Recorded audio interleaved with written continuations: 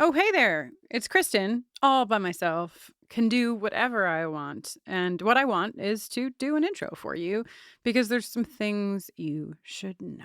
First of all, we are almost to the month of May. And as they say, April showers bring May season 2 finales in 2 parts. It's a clunky saying, but I'm not the one who made it up. Becoming Part 1 is going to be going live next week. And yes, we do have a special guest. And yes, his name is Rishikesh Hirway. We are so excited to share with you our conversation with Rishi on Becoming Part 1. And the week after that, we are going to be airing Becoming Part 2. Also, you should probably have a heads up that there will be a show announcement in one of those episodes, probably the first one, but we like to keep you guessing. So stay tuned for that. And last but certainly not least, we have some new merch. If you missed it, we have a travel mug now, a coffee cup, a coffee mug, tea. You can put whatever you want in it, honestly. But it's insulated. It can go in your little car cup holder, and it says Smash the Demon Lizard Patriarchy. And actually, just today, I was wearing my Smash the Demon Lizard Patriarchy sweatshirt in a coffee shop, and I got complimented on it. So if you want compliments like me, you can buy yourself one of our new coffee mugs. We also have our UFO X-Files logo on a t-shirt for the first time. We've done it in a pullover and we've done it in a tank. First time that it's in t-shirt form in the store.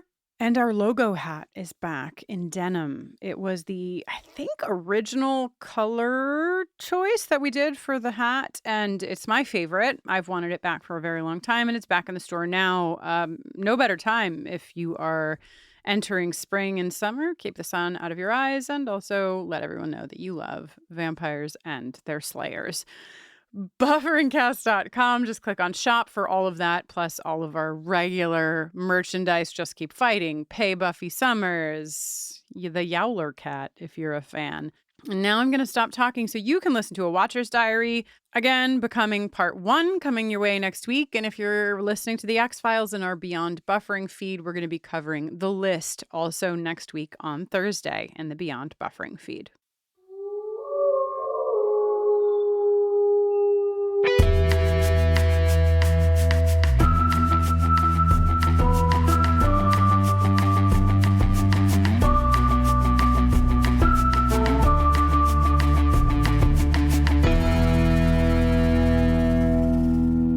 Hello, and welcome back to Buffering the Vampire Slayer, once more with spoilers, hashtag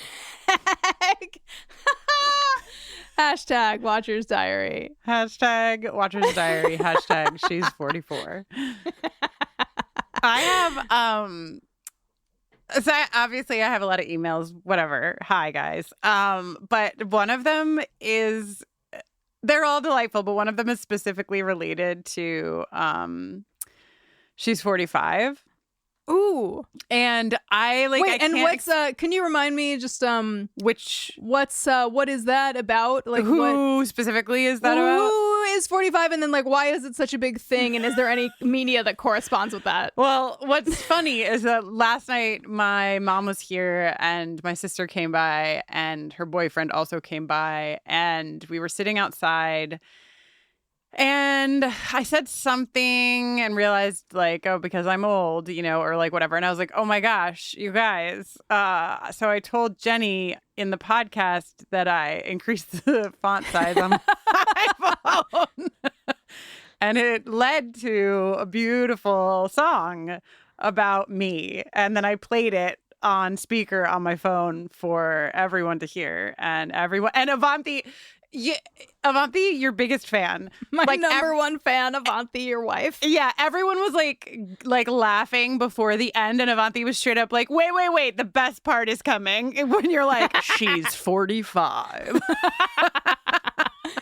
So anyway, the song is about me because the text size on my phone is large and I need reading glasses, and I have aged on this earth for the course of the last 45 and 3/4 years, right?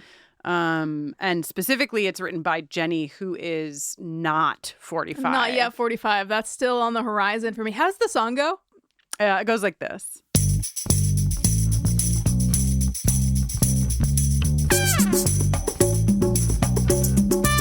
She's 45. She's 45. She's 45. She's 45. Our listener Carl wrote in, Jenny, and I wish, I do not wish that podcasting was a visual medium, though apparently it's becoming one, or is one already. I don't know. I'm 45. We're in denial. But Carl wrote for a couple of reasons, and I'm going to talk about the other one next. But the thing that delighted me to no end is that you remember Kids in the Hall, right? I sure do. Okay, so if you are 45, you probably remember Kids in the Hall. If you're close to that age as well, it was just a phenomenal sketch show. It was so funny. I loved it. Jenny loved it. Many of you, I'm sure, loved it. And I watched it, here and there. And I don't know if I've forgotten this skit or if I just never hit upon it, because I think there's way more episodes than I've seen. But there is a sketch that the title card is "He's hip. He's cool. He's 45, Jenny." And I have lost my mind. Carl sent 3 links to clips of this, and I'm going to put them in the show notes. They are so fucking funny. I can't. It's Bruce McCullough. Is that how you say his last name? And it's in one of them is his son comes home and is hi, Dad. And his dad is he's just composted some stuff and is yeah, save the earth. And his leather jacket. And then his son sits down and he's do you want to smoke a doobie with me? And then there's another one where him and his wife have an open marriage. And it's just, I won't do it justice by describing it to you, but the title card is literally huge letters. He's hip. He's cool. And then flashing lights. He's 45. And I can't believe it, Jenny. I can't believe it. Nothing ever really changes. There's nothing new under the sun. Same as it ever was. Same as it ever was. I can't believe we're here. So please, and if you don't know Kids in the Hall, spend some time with Kids in the Hall. Really fucking great shit. But all 3 sketches made me fucking lose it. And that's why I think about to say, describing it cannot do the justice to it that the Kids in the Hall can do. No. I have a feeling yeah, I'm going to be tagged in this photo and not like it. You know what I mean? Got a bad feeling. The biggest tag for me in all 3, honestly, was the composting. Yeah. Yeah. Oh, yeah. Anyway, go and enjoy those. The other thing that Carl wrote in this email, which I also thought was worthy of mentioning here, is that in our rewatch of I Only Have Eyes for You, we never mentioned, and I feel like I am most responsible for this mention, the heavy borrowing from the My So-Called Life Halloween episode, which... Oh my gosh, yeah. What's funny, it's hard to explain what it's like to want to say 16 hours worth of things, but to know that really probably you should cut yourself off at around 2. Because I did spend some time in my prep for I Only Have Eyes for You going back to find out if it was a Sadie Hawkins dance in My So-Called Life. I not only did I know, but I knew so deeply this connection that I was I wonder if it's a Sadie Hawkins dance, and it wasn't, or I couldn't figure out that it was, and so then it just that it was just gone, the whole thing, the baby and the bathwater and Nikki Driscoll were all thrown out, but yeah, and in that vein. Yeah, I'm sure you know My So-Called Life, and I'm sure you know that Joanna Robinson and I covered all 19 episodes of My So-Called Life, and I'm even more sure that you know that we returned to that podcast and put it in the Beyond Buffering feed with special new introductions with our good friend Jenny Owen Youngs. Good friend. You're my best friend, but when it's mine and Joanna collectively, you're good friend, Jenny Owen Youngs. All right. Wow, I don't You don't like that. Yeah, it's hard, Well, but sometimes sort of you have to- implies that my status with Joanna is lower than good. If best is getting averaged together with Joanna. You would have to be both of our best friends to be our collective best friend. You You could round down on friendship status. Right. If you're not a when there's more best than friend, one you're person. therefore good. There's nothing between best and good. I mean, all right. And if there is, then you're in big trouble, mister, because I'm only your good friend. Anyway, it's called The Boiler Room. You should go and listen to it. My So-Called Life is my heart show, big time. But in that same episode, the parents of Angela Chase are... Oh, they get band candied. Yeah, well, no, they get Halloweened, really. I mean, kind of both, actually, now that you mention it. Yeah. They sort of like are possessed by the spirit of their costumes, but in My So-Called Life, it turns them into like horny teenagers instead of, evil demons wreaking havoc on the town. Right. Anyway, Jenny, how are you? Kristin? How does it feel to be 44? Well, I'm a solid medium right now. Thanks for asking. Great, perfect. There are peaks and there are valleys. You know what I mean? I have, and this is really appropriate given the fact that you're wearing a shirt that says Jeff Probst with a lot of pictures of Jeff Probst on it. Plus, and I'm also wearing a buff. A buff. Why is it called a buff? For those of you who don't know, it's like a thing that goes around your neck. It's like a bandana, but it's not a bandana, It's like a bandana, but it's not a bandana. I can't think of a better description. Thank you. It's like a banana and Snood had a sort of spandexian affair. And that is why Jenny Owen Youngs is the favorite host, Oh, okay. So it's a gator. It's a Buff brand gator. They're manufactured by a company called Buff. Oh, wow. Buff really doing well for themselves. The Kleenex of gators. Incredible. This is huge. Had no idea. Like, I appreciate that as your answer, but then the question just becomes, why is it called a gator?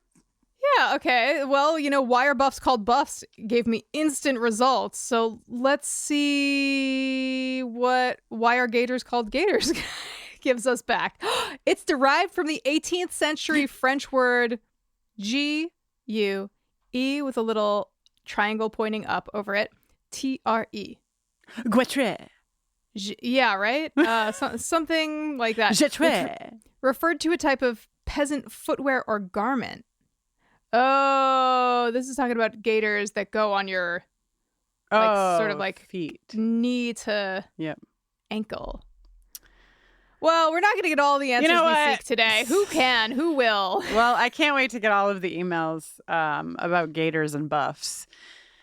Jenny, the reason I brought up your gator / your buff and your shirt containing Jeff Probst is that I did a poll. So we kind of got out of step in that our last Watcher's Diary was live. And I realized after the fact that for some reason, it being live meant Jenny and I did absolutely nothing that we ever do in a Watcher's Diary. Like, we didn't do what Dawn was doing. We didn't do a pet sound. We didn't do, we just... Well, it was book-centric and advertised as such, but we were definitely riding the chaos wave. We were. As evidenced by the fact that I think that the live stream that you can watch on Patreon is more than double the length of the podcast that went into the feed. Sorry about that. I did a poll to find out how long you were, encouraged to or discouraged to talk about Survivor. Yeah. There were 3 options, right? Yeah, and honestly, one of our listeners wrote in with some math that I also feel could be appropriate here. But I'm going to read you the results, the options and the results, and then I'm going to tell you what I would like to decree based on. Oh, this is a sort of like the jury renders the verdict, but the judge renders the sentence. Yeah. Okay. Perfect. So the options were 2 minutes, 5 minutes, nice, or as long as Jenny wants. Hell yeah. Okay. Now, the winner was as long as Jenny wants with 44%. I'm 44. Yeah, that's appropriate. However, 5 minutes got 31% of the vote, and 2 minutes got 25% of the vote. And notably, the vote was a bit split between the 2 and the 5. Yeah. And, it may have been an error in democracy for us to not have included 0 minutes as an option. So, but also, hey, there's only a handful of episodes left of Survivor 50, so... I don't think that anything would ever make you stop talking about Survivor. And the people, really the majority of the people, do not want you to stop talking about Survivor. A lot of people emailed in to be like, as someone who has never seen an episode of Survivor, I would like for Jenny to be able to talk about Survivor. I love so now we're a couple of people who are very serious about it and who were like, listen, I'm here for Buffy. Can you make a separate episode that's just about Buffy? Absolutely not. We cannot. We will not. We will never. But I would like to decree that you have up to 5 minutes, though you did make a point that it would be really fun to try to condense your talk to a short amount of time. So I'm going to limit you to 5, but if you want to make a fun game of it, then we can. I think I can keep it to 2. Okay. Today. I have one thing, one idea that I want to visit with you. Okay, well, hold on. I'm not going to start the timer yet. All okay, right. so we're going to aim for 2, and I will tell you when 2 minutes is nearing, you have to be the one to decide if you're going to keep it to 2 or if you're going to go to 5. There probably should be some kind of fun game here where they're like, if you go past 2 this amount of times, Kristin gets something. There should be some kind of motivating factor. But Tina had a math that I'm sure we won't ever be able to actually do, but it really tickled me. Tina commented on the Patreon post and said that the amount of time Jenny should be able to talk about Survivor should be equal to 25% of the time you spent on the previous Watcher's Diary talking about Xena Warrior Princess. Yeah. So I just really enjoyed that. That's reasonable, and yet asking us to commit to doing that math is not reasonable. Right, exactly. I know that I will literally be like, oh, fuck, I forgot to go back and find the timestamps to the Xena. There's just literally no way at all ever. But I love the concept. Okay, so we have I do want to talk a little bit about Xena here. Yes. But when you're ready to begin the clock, Jenny, I have my timer here my stopwatch ready to go, okay? Okay, I'm good. Go. Okay, so right now we are taping this episode on Thursday, April 16th. I have not yet watched the episode that aired Wednesday, April 15th. So the information that I'm about to share with you is 1 episode old, and I don't know what has changed since then. But as of last episode, whatever organization in, I don't know, Las Vegas, wherever betting is centralized, they are tracking who is favored to win this season, right? And somebody named Aubrey, who's actually from a town not 20 minutes from me. I was there the other day. Can you believe it? And I love Aubrey. She's super fun to watch. But she was in the lead. She was most favored to win. And Cirie was deeply, deeply, deeply unfavored to win. But over the past few weeks, Aubrey's favored to winness has been coming down, and Cirie's has been inching up ever so slightly. And there's just been a lot of chatter on the Survivor subreddit where people are like, so I've already articulated to you, Kristin, how Cirie is just this, she's just unbelievable at making people feel really comfortable and they can trust her. Mm-hmm. And she's so warm, and she has this way of side-eyeing and giggling where you're just I want to be your best friend. Here's my social security number. I would. Do you want me to kill my mom for you? Jenny, you're at the 1 minute and 30 second mark. Okay, thank you. And people have been talking on the sub about if Cirie did get to Final Tribal, which this is her 5th time playing, and she's never gotten to Final Tribal. And I'll give, I'm going to go over the 2 minute mark because I just want to give you a little bit of context. I'm invested for what it's worth. Kristin, so obviously Survivor spoilers for seasons, Whatever, season Survivor spoilers, yeah. So I've talked to you before about the Black Widow Brigade, in which Cirie, Amanda, and Parvati, but it was Cirie's idea, got, when they were at Final 5, she got somebody who wasn't in her alliance to convince the other person who wasn't in her alliance to give up his immunity necklace at tribal so that they could vote him out. Amazing. And she's like always doing stuff like that. She's like making people feel comfortable, planting seeds in their mind, making them often think that it's their idea. She's just like so good at getting people to do what she wants to do without them knowing it. Yeah. She also, like, somebody came back from a journey where they like had the opportunity to compete in a physical challenge in order to get an advantage in the game.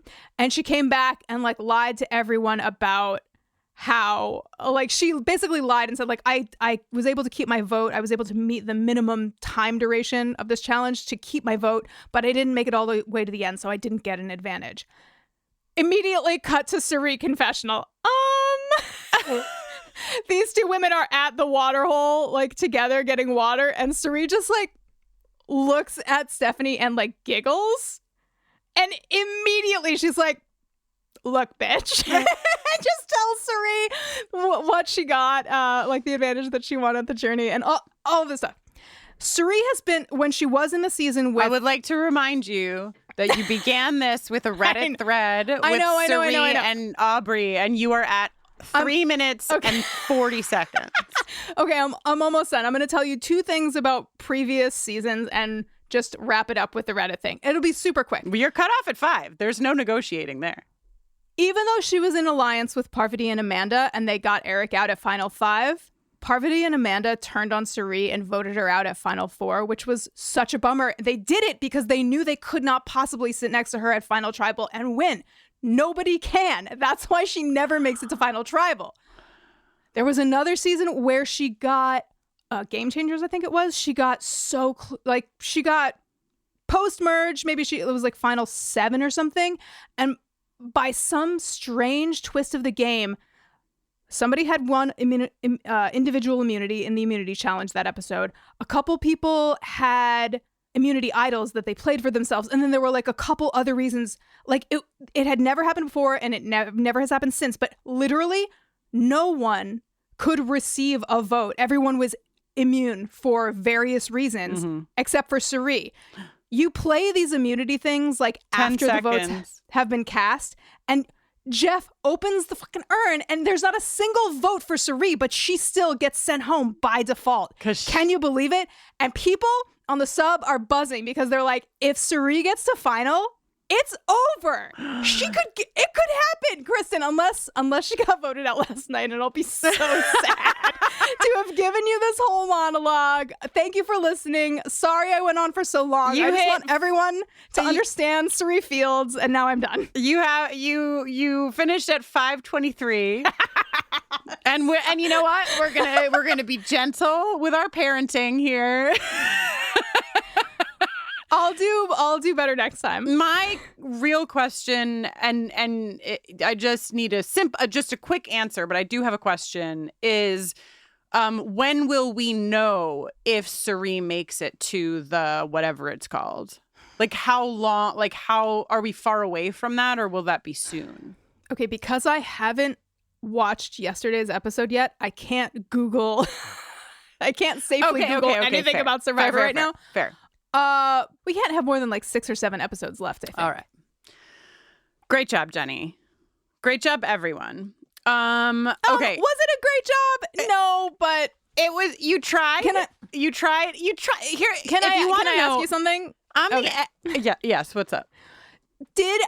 Did everything I say like make enough sense? Like, were you able to follow what I was telling you? I was, and I will tell you as the editor of the podcast that the part I would have cut out is we, the listeners, understood the sort of like wildness of Suri not getting into that final batch of people based on the first story that you told.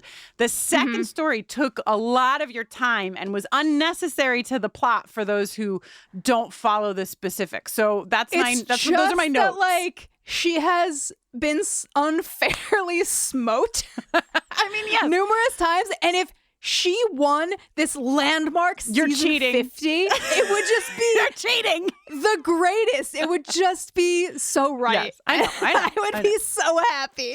Okay. Oh my God. I have to tell you that I'm invested in Serene not getting voted off last night. A couple of other things of mathematical value. This one's only mathematical because so many people emailed me about it that I wrote down all of their names. Wow. So last Watcher, or maybe it was probably 2 Watcher's Diaries ago at this point because of the book one that was the wild card. But we were talking about poltergeists for, I Only Have Eyes for You, and what you would call it if, like I was telling you the story of the poltergeists, like what would be a good word to use. And I have a couple. I'll tell you the couple outliers that I really loved. Poltergabstract, an abstract. Yeah. Okay. I don't have a name for that one, so I'm sorry I can't give you credit. Diana, Reportalgeist. That was for you, Jenny, specifically. Whoa. Yeah, that's right up my alley. Yep. And then Sarah wrote in Polterzeitgeist, which I thought was really tasty. And then everyone else who's ever listened to our podcast all had the same idea, which is the poltergist. Molly or Maylee used it in a sentence, so I'm going to use hers as the example. Kristin gave us the poltergist of James's and Grace's backstory. Okay, so thank you to Jessa, Riley, Stephen, Katie, Cricket, Hollis, Sarah, Maylee, or Molly, Hillary, and Carsey? Wow. Carly. Thank you all for poltergist. Wow. I was like, I have to, I can't just be like a lot of people. I really want to give. Yeah, no, I feel the weight of that. Weight to it. Great. Okay. Do you have any questions about me or my life or anything about your life that you want to talk to us about? Have you played any more Fallout 4 or any more Skyrim? No, and I'm not playing either of those next. The moment I sit down at my PlayStation, I'm going to play LaToya's game because what's the name of LaToya? The game that LaToya works on? It's WWE 2K26, but I don't know if people say 2006 or 2026 or she's 44. I've never played this game before and I don't know how you say. That's the next game I'll be playing. Jenny, why do you ask? Oh, I just started a new Skyrim campaign a little while ago, probably a couple months ago, and I've been playing Skyrim before bed. Yeah, no, so I've only ever played front of mind. 2 rounds of Skyrim, one under your guidance and one without, and that was the end of my Skyrim career. I do genuinely want to play Fallout 4 though. I just have to get into the rhythm of using time for video. It's just not a place that my brain goes, Yeah, I mean, and maybe it shouldn't. I wouldn't say that it's aiding my productivity, but well, no, I don't want I mean downtime, Yeah. It's a nice way to unwind. Yeah. We have a video game adjacent email that can dovetail very nicely actually from our listener James. This is X-Files related. We recently covered DPO, and in DPO, there's a game played called Virtua Fighter. And so we talked a little bit about Virtua Fighter. Yeah. And so James wrote in and said, just a quick note on the choice to have Darren play Virtua Fighter in the episode DPO. While the franchise may not have stood the test of time, I think it's the right choice for the episode. It was one of the first fighting games to crack into dramatic reverb voice, the third dimension. And, and as such, it read as relatively cutting edge for a 1995 audience. Also, while it was competing with Street Fighter, it was a lot less gimmicky and more grounded. No flashy fireballs or 30-hit combos, just intricate timing and precise kick punchery. But huge among nerds, and to borrow a line from Tim Waits, big in Japan. Basically, someone like Darren could very believably have practiced it obsessively and fancied himself as a serious gamer while turning up his nose at more cartoony fighting games and then getting royally enraged when he loses. All part of the trashy, disaffected incel soup of Darren's persona. Or maybe it was just whatever game they could get the rights to. Cheers, James. So I thought that was fun intel. I forgot about that moment in gaming when games started getting third dimensional. Moving past 2D. Yeah, yeah. I still love a good 2D game myself. Honestly, Tetris, like when I play Tetris, like I was thinking of Mario first as like a guy I met in 2D and then A guy you met. a guy I met in 2D and then got to know better in 3D. But Tetris I prefer when it's just those flat little squares instead of those three-dimensional blocks. I don't want to see the rest of the block. I don't want to see it. That's all I'm here for, okay? I've never been someone who uses makeup regularly. I usually don't like the way that it makes me feel, and I don't really like the way that it makes me look. But I've always had a couple of go-to products that I use for going out or when I just need to feel a little bit brighter and a little bit more ready to seize the day, if you will. Jones Road has a couple of products that I really love. Top among them is their Miracle Balm. You can use it as so many things. You can use it as a highlighter, as a bronzer, as a blush, as a lip tint. It is so easy to use. You can apply it using your fingers. It is quick. And I am someone who does not have the patience to take a lot of time to do these things. So it works very well for me.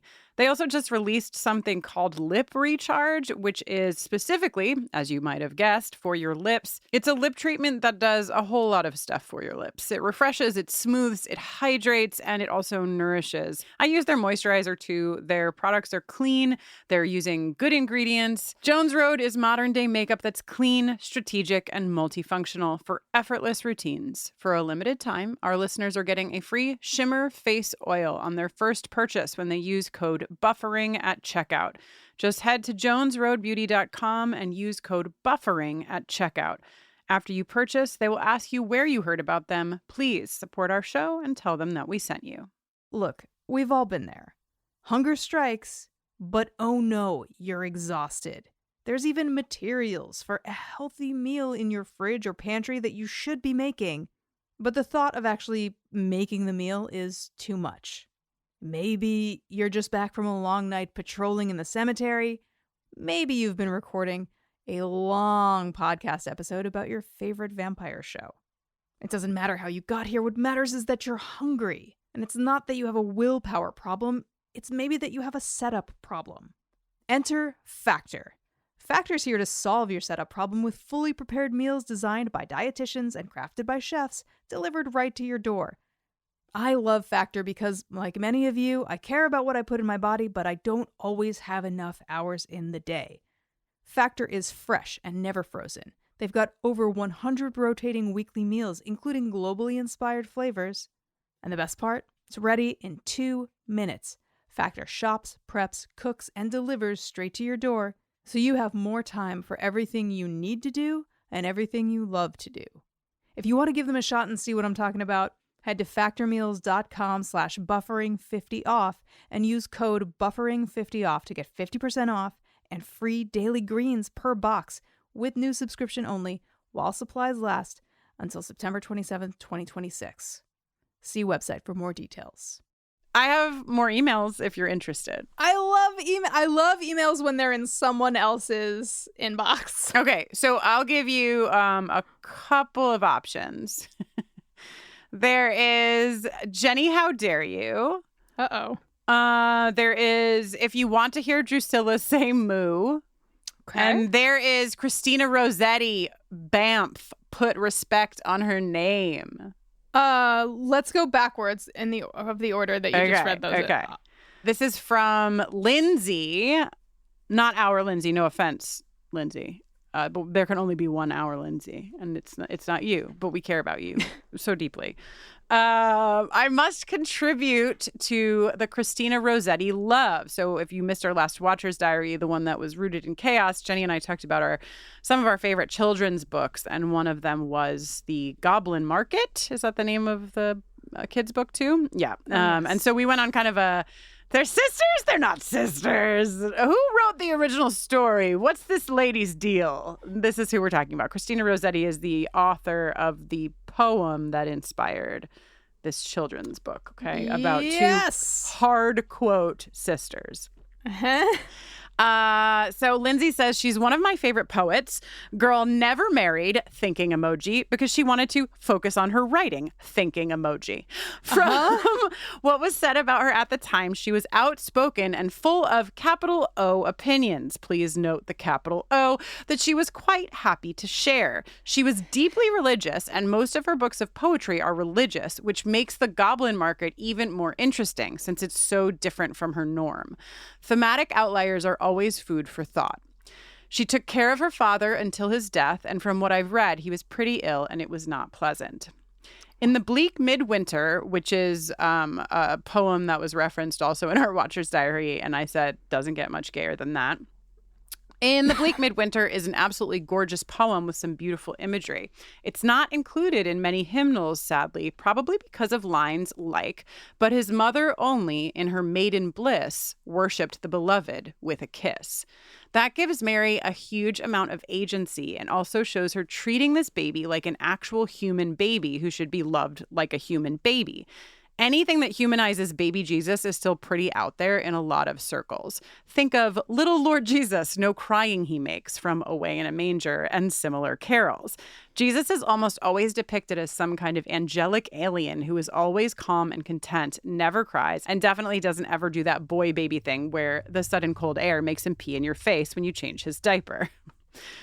But in the Bleak Midwinter gets worse. And by worse, I obviously mean better. There is a verse of the poem that never gets included in hymnals. "Enough for him whom cherubim worship night and day, a breastful of milk and a mangerful of hay." Not only does it acknowledge that the baby eats like any other baby, it acknowledges that Mary has boobies and that they produce milk. Boobies serving their function and not being sexy? Surely the Holy Virgin Mary's boobies were just smooth plastic like Barbie, completely for show without the terror of nipples. Oh, the horror. Now both Mary and Jesus are human? I swoon in godly indignation. Wow. Yeah. And Lindsay included a link if you want to read more about why In the Bleak Midwinter is the best, and ends with the link and then says, "I suggest this article. It's by my dad. Shut up." It's literally by Lindsay's dad. Incredible stuff. Just top to bottom. I enjoyed this email. I enjoyed the examination of what we do and do not find in hymnals because of the humanization of Mary and Jesus. And I enjoy anything about an author who might need to never marry because they might need to focus on their writing. She wants to work on her career. Yeah. So a good amount of that sounded like absolutely none of my business. Mostly boobies. But it did remind me. I wanted to say boobs so bad, and I was like, I must respect the original text. And you sure did. Lindsay wrote boobies. Okay. It reminded me of this thing that I learned, and stop me if I've told you this before, Kristin, or if you already know it independently. But did you know the Immaculate Conception that is oft referenced? Yeah. Okay. I'm guessing that when you think of Immaculate Conception, you're thinking of baby Jesus being conceived. Yes, with nary a Immaculately? penis entering nary a vagina. Okay, well, theologians of the listenership, write in if I have somehow missed the mark here, but I have come to understand that actually the Immaculate Conception refers to Mary being conceived. What? Yes. That doesn't make any sense. Well, like what? First of all, does immaculate only mean clean? Like when I think of like immaculate, it's like, you know? I know what you mean. But check it out. The Immaculate Conception is a Roman Catholic dogma stating that the Virgin Mary was preserved free from original sin from the first moment of her conception in St. Anne's womb. St. Anne? Grandma? We never hear about Grandma. Wow. So that is just something that in the public consciousness has been misconstrued. But I am here to set the record straight. Thank once God. and for all. What would we do? Thank God. Thank God. What would we do without you? What do you think Jesus called St. Anne? Nana? Grandma? Granny? Oh boy. Obviously, Jesus didn't speak English, and I know these things, but I'm just having a little fun, guys. Just a little post-Easter fun around the crucifix, if you know what I mean. Okay, that was the Christina Rossetti email, and I believe Drusilla saying moo will follow our conversation about Mary having boobs. This is from Deborah, who writes in and says, I've just listened to your episode on I Only Have Eyes for You, and I wanted to make you aware that the writers, like the rest of us, must have been devastated that Drusilla's line, "Angels got cattle all right, moo," was cut, because they incorporated a similar line in the Angel Season 2 episode, Redefinition. When Drusilla and Darla confront Lindsay and Lilah, I'm already there. I'm so invested in this episode, I can't even explain to you how deeply. At Wolfram and Hart, Drew says of Lindsay, "He's got cow eyes, big and black, moo." It's pretty special, and you should check it out. So noted. I will go back and rewatch Redefinition. I mean, you could have gotten me to watch that episode again just by the Darla and Drusilla confront Lindsay and Lilah. Okay, what? 4 of the sexiest women I've ever seen. Okay. Did I ever tell you that Christian Kane famously long-term dated another Nashville-based country singer-songwriter who was a castaway on Survivor? Okay. Okay. Kristen, what's hotter? I was trying to think of other ways to pose this question, but like, really, let's get to the point. What's hotter? Lilah and Darla? Okay. Lilah and Faith. Okay. Lilah and Darla. I don't know why. I just went on vibes. I just feel like there's some kind of conflict between Lilah and Faith. That doesn't make sense to me. Lilah and Faith doesn't make sense to me. Darla makes sense to me with virtually anyone. You know what it is? I think about Lilah and Faith is like, you know when you have 2 magnets? Yeah. And you push them together and they push each other apart? Yeah. The identical poles will reject one another. Yeah. Not that Lilah and Faith are perfectly alike, but they have too much in common, perhaps. Right, and it's not as simple. Like normally I'd be like, well, they're both tops and it doesn't make sense or whatever, but it's not that. There's something like there's some kind of X factor that just makes a Faith and Lilah pairing fall flat. It's like almost like the kind of thing where like if you were one of them in the pairing, you'd be like, wow, this is going to be so great, and then like it just wasn't, and you don't know why, and you can never really know why. So I'm Kristen, 100%. Is there any possibility that like the unnameable it factor that you're struggling to put your finger on is actually just that there are 2 brunettes? Yeah.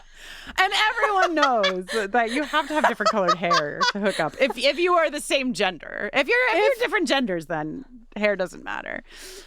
Okay, what was my third? Oh, Jenny, how dare you? Jenny, how dare you? Me. And Jenny, how dare you? And you'll really enjoy this, Jenny. This is from Stephanie. I'm also an elder millennial, and I started watching Survivor with my family when it first started.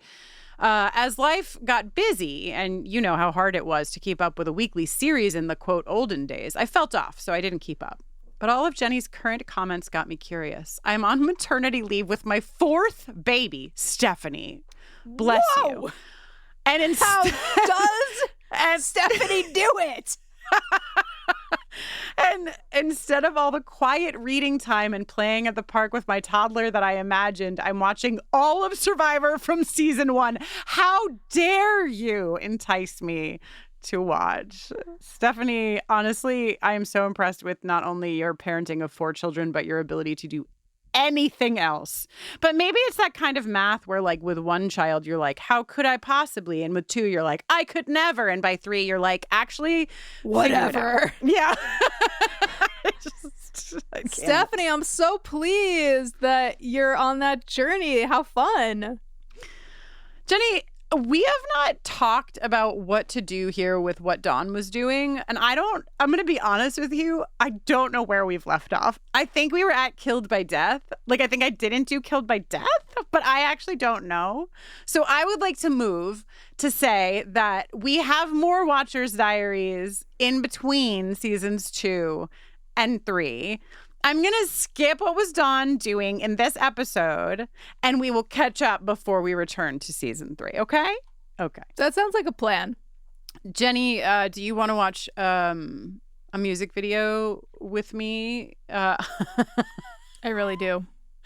I don't really, know really do. that it's at. Listen, I will say a few things to set this up. The Backstreet Boys is out. That video that we watched, everybody, is out of its mind in a way that is very specific and particular. Okay, Diana Ross's muscles, just like a real fucking ride.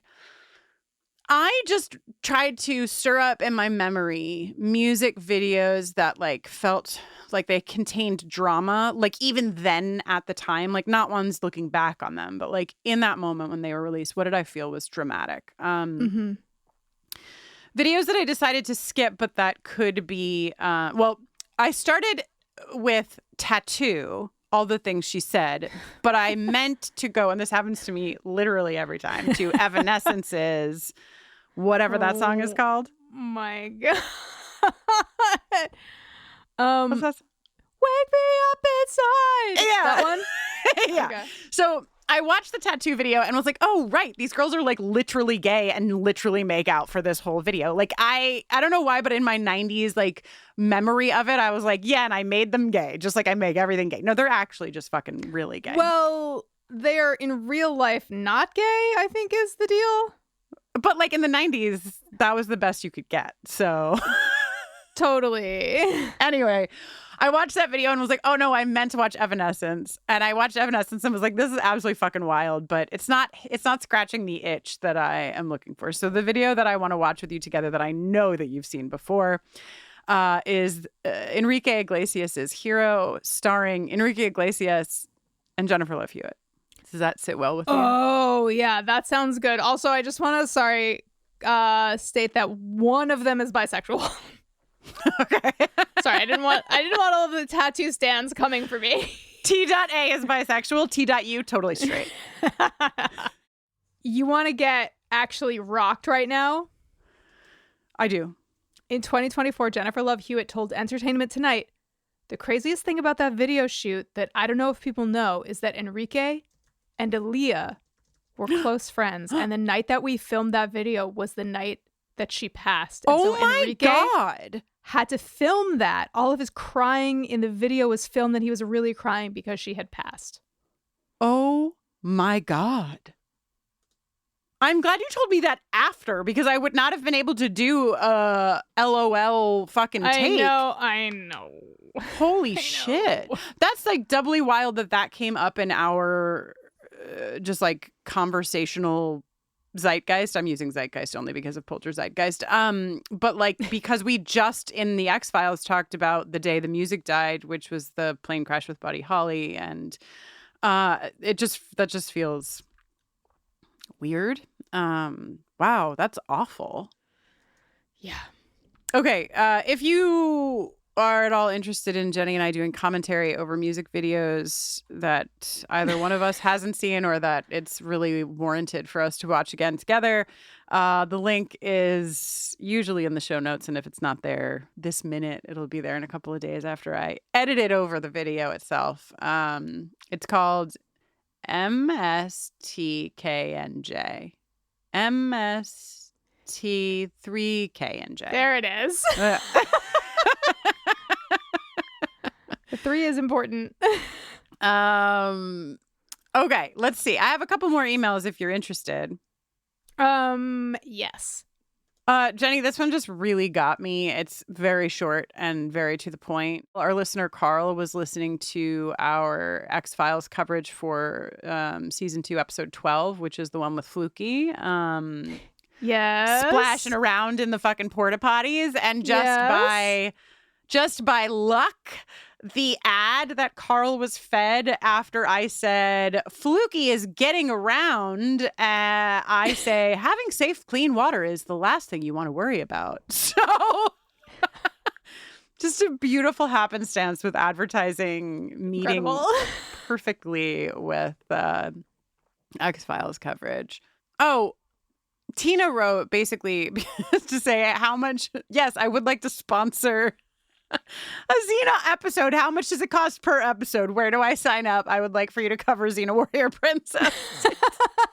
And Tina, fair enough. So for those of you who either missed it or want more information, we are going to start talking about Xena for real on the Patreon page. The podcast will be for $10 patrons and higher.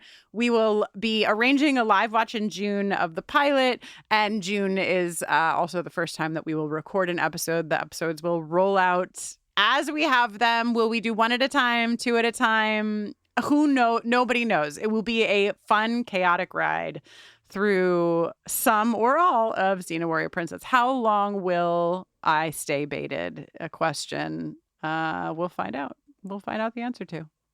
Wow, I can't wait to see what you think. Wait, do you recall, like, did you ever see an episode of Xena Warrior Princess in your youth? No, I think I've seen like bits and bobs, but I've never seen like a full episode to my knowledge.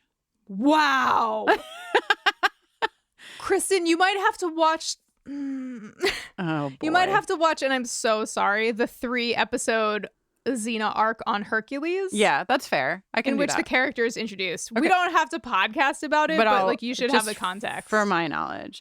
You should probably think of some questions for me as an episode that could maybe drop in June to kick things off. Like, for example, why is Xena fighting? What's she trying to get? What's her life about? Totally, You know what I mean? Totally. 'Cause I don't know anything at all. I don't think it's going to be great. So It's work gonna on be that.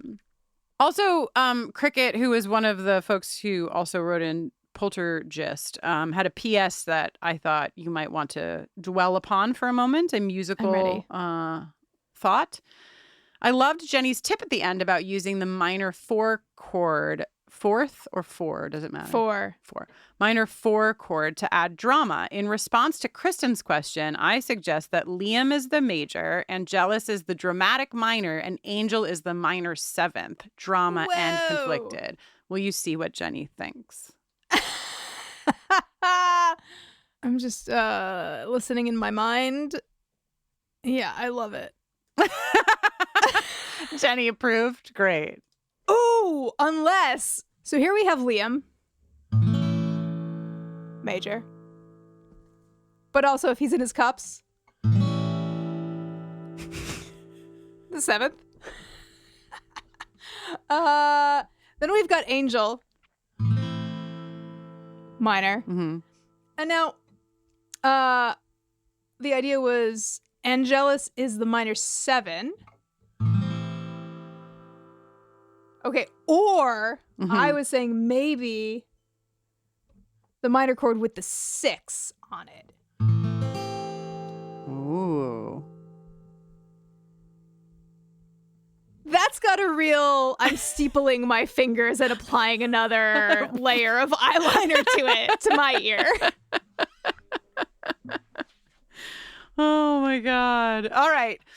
Jenny, I have, keep your guitar out. Aren't you going to give us a pet sound? I am, but there are 2 that I thought I would just maybe sing. Oh, great. Okay. Acapella. Yeah. You love to hear it. All right. I'm going to give us one last email, which might warrant some conversation or might not. It definitely will warrant conversation among our listenership if it doesn't warrant more between you and I. All right. Gemma wrote in, hi, Kristin and Jenny by proxy. Did we know that Sunnydale High had a giant bell tolling the time?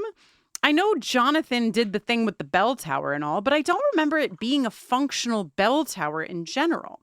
After Willow's monster hand sinky floor, this is I Only Have Eyes for You, and Giles's heroics and Willow's she could never be this mean, then suddenly the clock strikes midnight, quite audibly, which gets them moving again so Willow can light the candle. Have we ever before at Sunnydale High School had time marked by an hourly bong, bong, bong? Or... Yes, please. Jenny already has to discuss. Go ahead. Yeah. I think it's a polter bell. Okay, so that was the rest of that sentence. Or would we explain that via the metaphysics of James's polterghost, just this once possessing the bell too?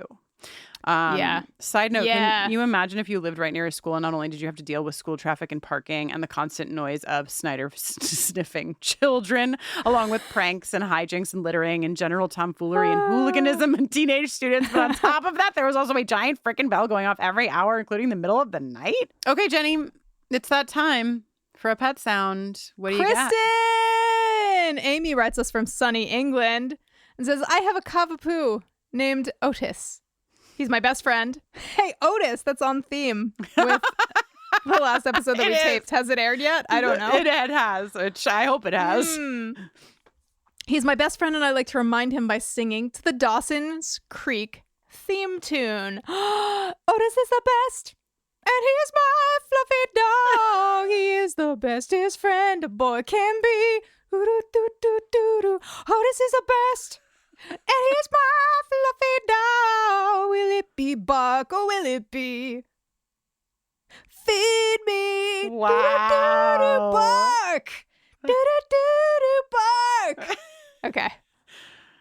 The dramatic pause that you gave us before feed me was really... It's not dramatic. It's just It is respecting the actual bar lines. I know. Come on now. I just landed is what I mean. The pause itself as it exists in the song is dramatic, and you nailed it, is what I was trying to say. Paula knows how to put a song together. Yeah, honestly, I've seen Paula Cole twice, and two of the best, like two of the greatest shows I've seen. She rips. One of them at Lilith Fair? You know it was, Kristin. Okay, great. Yep. Okay. Did you know that after I watched the documentary on Lilith Fair and then like couldn't stop talking about it for, I don't know, a long time, Avanti will just like find things by them and they show up at the front door like without saying anything. And so I have now a Lilith Fair tee that I think might be from the original or the second run of the Lilith Fair. And it just says Lilith Fair. It doesn't even have any like information on it. Sick. Yeah, I love it.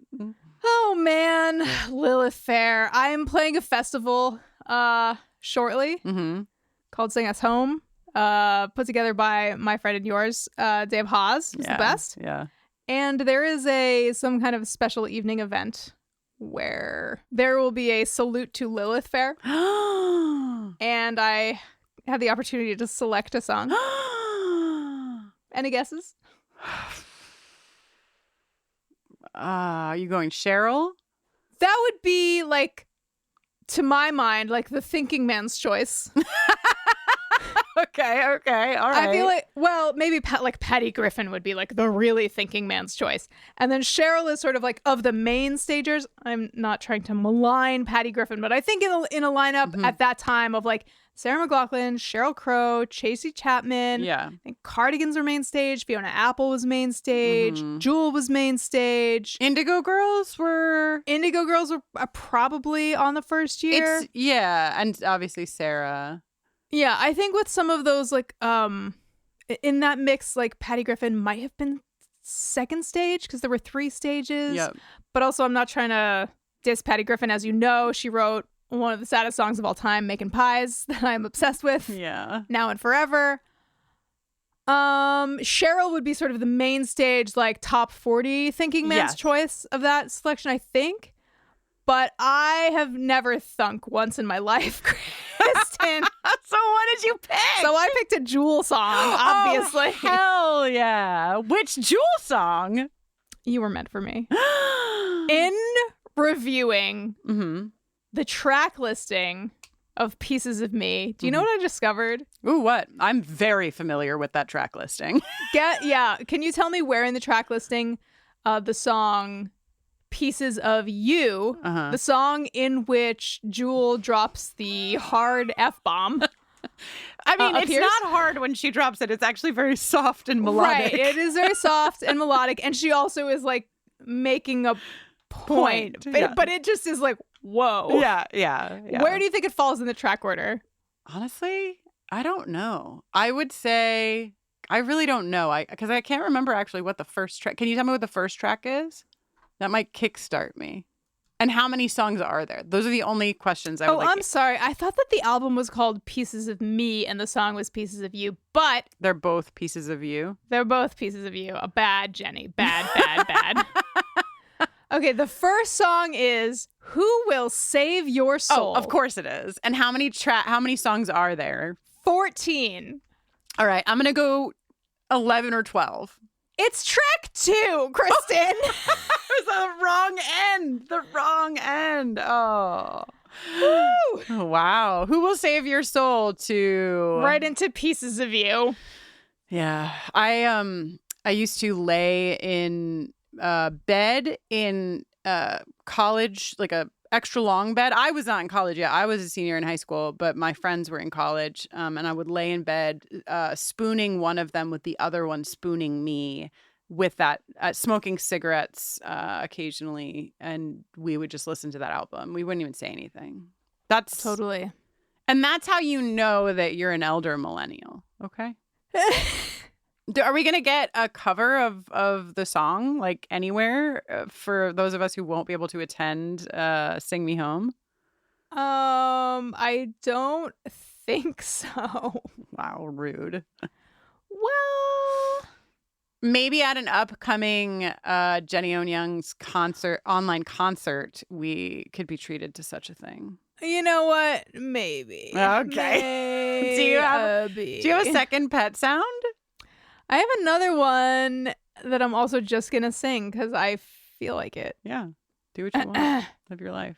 Avery wrote to us and said, I want to submit my pet sound that I sing to my cat. And honestly, I'm picking this because of the cat's name. Mayor McCheese. It's sung to the chorus of How Do I Live by Leanne Rhymes. Wow. Loudly while she meows pathetically. And tell me, meow, how would you live without me? I want to know, how would you eat without me? If I don't fill your bowl, Wow. how would you ever survive? How would you, Wow. how would you, oh, how would you live? Beautiful and true. Mayor McCheese, how would you? Oh my God, I love I'm looking at a picture of Mayor McCheese right now. Remember that Incredible. time we went to a show and then Leanne Rhymes just like sauntered out on stage? Oh, wait, we didn't just go to a show. I was also playing it. Okay, well, sure, fine. Yes, It was Leanne like very- Rhymes and I on the same stage at different times. Sounds about right. It was very unassuming. Like, I mean, it was just like a fairly chill vibe. And Leanne Rhymes was just like, hey, I would like to do a duet with, I don't even remember who it was. It was with Rachel Platten. Rachel Platten, Rachel Platten is the one with good hair. She's got great hair. Great. Okay. There's Rachel Yamagata and there's Rachel Platten. And in my mind, Rachel Yamagata also has a beautiful head of hair. yeah, no, I don't mean any shade on Rachel Yamagata's hair. But what is Rachel Platten the one that sings the song that Hillary Clinton? It's her fight song. The fight that song, she yeah. sings. Every time, like I had this moment the other day because that song plays, as you know, a lot. And anytime it like comes on the radio and I'm doing anything, I just think about Jenny's hair. Like I think about it's like a leapfrog in my Wow. mind because when I think Jenny and I mean, we had probably been dating for like 4 minutes, and you were playing, and probably she was also playing. What's the place around the corner from the meatball shop? Rockwood.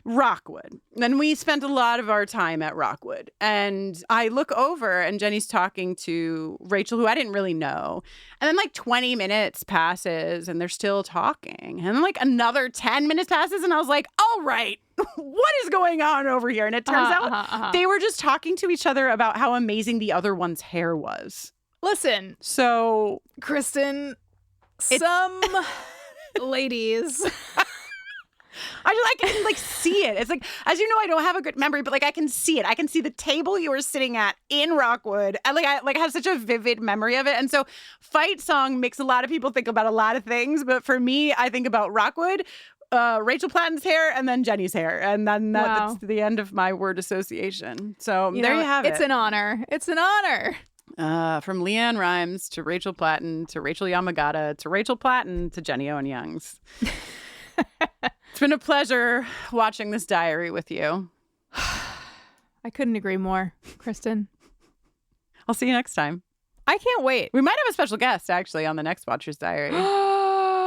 That's going to be exciting. Did we used to riffle pages at the end of a Watcher's Diary? No, that was the comics. Oh, yeah. Okay, cool. Who makes up this stuff? Who created No one these? is in charge. Okay. All right. Bye. Bye.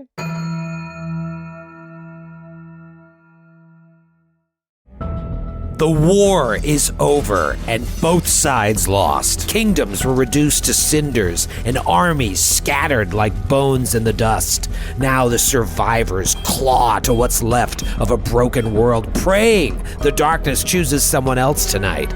But in the Shadow Dark, the darkness always wins. This is old school adventuring at its most cruel. Your torch ticks down in real time, and when that flame dies, something else rises to finish the job. This is a brutal rules-light nightmare with a story that emerges organically based on the decisions that the characters make. This is what it felt like to play RPGs in the 80s, and man, it is so good to be back. Join the Glass Cannon podcast as we plunge into the Shadow Dark every Thursday night at 8 p.m. Eastern on youtube.com/theglasscannon, with the podcast version dropping the next day. See what everybody's talking about and join us in the dark. From the parents behind Law & Order comes a mystery the whole family can enjoy. Patrick Picklebottom Everyday Mysteries. Step into the whimsical world of Patrick Picklebottom, a precocious 11-year-old with a love for reading and an uncanny ability to solve mysteries. Inspired by the beloved children's book of the same name, this podcast vividly brings Patrick's tales of deduction and everyday adventures to life as he unravels baffling enigmas and solves clever cases. Patrick Picklebottom Everyday Mysteries is perfect for kids and is just as entertaining for grown-ups who love a good mystery. The whole family can listen now wherever you get your podcasts.